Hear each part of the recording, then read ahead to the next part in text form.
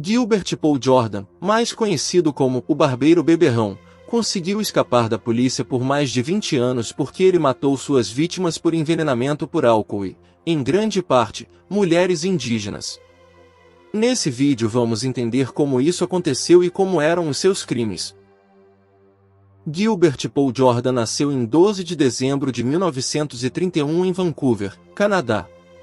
Aos 16 anos, ele já era alcoólatra, aparentemente consumindo 3 garrafas de vodka por dia. Eventualmente, ele abandonou a escola secundária e passou a visitar prostitutas regularmente. Ele teve constantes problemas com a lei ao longo de sua vida, começando em 1952, e acumulou rapidamente um extenso registro criminal com várias acusações graves. Em 1961, ele foi acusado de sequestro após ser encontrado com uma menina de 5 anos em seu carro, mas nunca foi condenado. Em 1963, ele foi acusado de furto e estupro depois de atrair 2 mulheres para seu carro, mas só foi condenado pelo furto. Após uma prisão em 1976, Jordan foi examinado pelo Dr. Tibor Bizeredi como parte de um exame ordenado pelo tribunal e recebeu oficialmente o diagnóstico de transtorno de personalidade antissocial.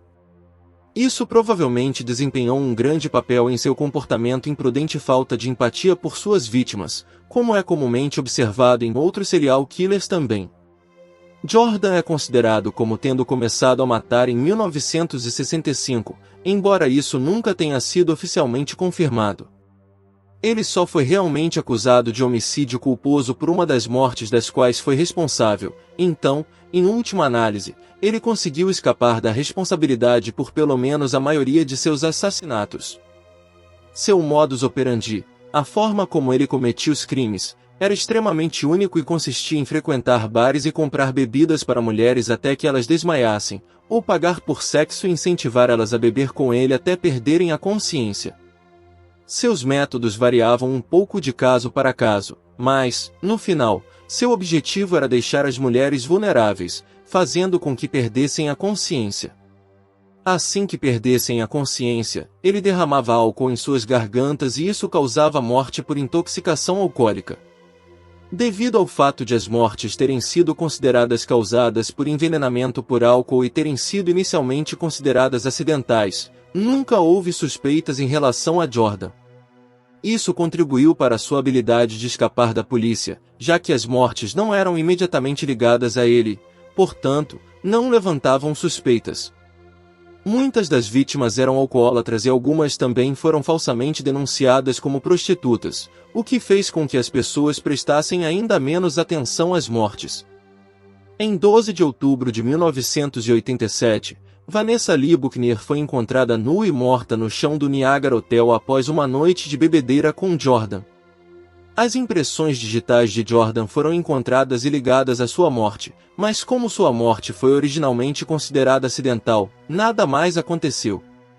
Eventualmente, a polícia começou a suspeitar quando outra mulher chamada Edna Shad foi encontrada morta em circunstâncias muito semelhantes, um mês depois, em outro hotel. Eventualmente, ele foi detido pela polícia e questionado sobre a morte de Buckner, mas inicialmente nenhuma acusação foi apresentada em relação à morte de Buckner.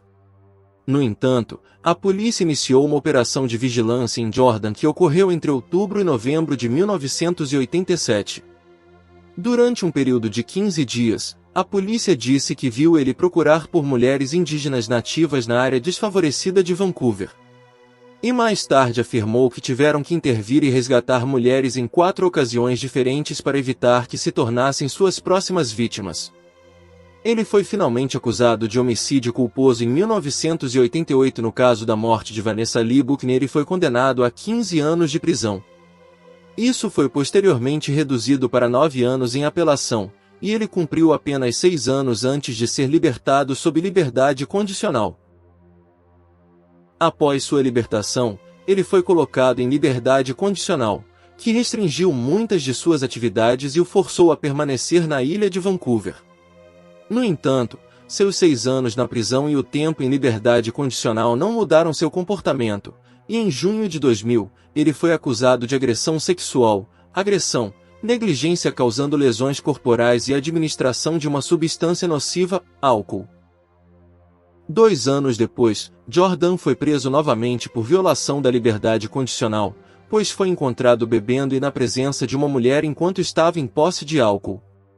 Ele foi considerado culpado e condenado a 15 meses de prisão, seguidos de 3 anos de liberdade condicional e condições rigorosas.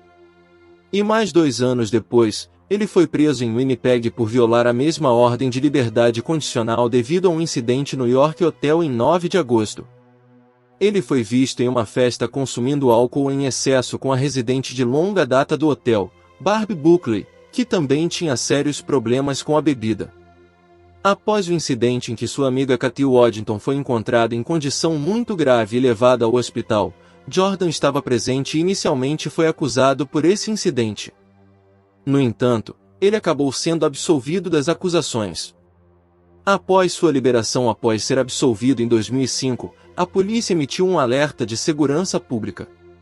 O alerta advertiu a comunidade para se manter afastada dele, considerando ele uma preocupação para a segurança pública, e identificou ele, incluindo a descrição de suas roupas na época em que foi visto pela última vez. Gilbert Paul Jordan faleceu em 7 de julho de 2006.